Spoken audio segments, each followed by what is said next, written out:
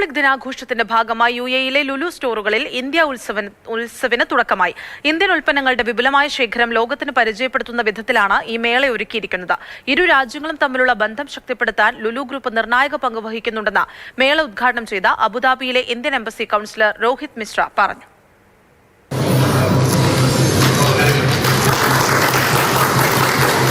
Abu Dhabi Al Wahda മാളിലെ Lulu hyper മാർക്കറ്റിലായിരുന്നു India ഉത്സവിന്റെ ഉദ്ഘാടനം. വൈവിധ്യമാർന്ന ഇന്ത്യൻ ഉൽപ്പന്നങ്ങളുടെ വിപുലമായ ശേഖരമാണ് ഇന്ത്യ ഉത്സവിന്റെ ഭാഗമായി ലുലു സ്റ്റോറുകളിൽ ലഭ്യമാക്കിയിരിക്കുന്നത്.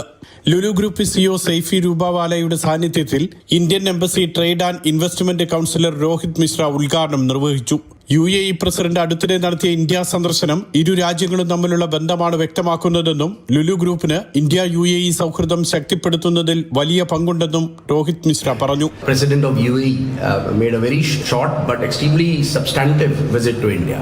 So both the leaders agreed to double the trade target to $200 billion over the next 7 years. So our trade has already surpassed $100 billion courtesy SEPA and work done by companies such as Lulu Group.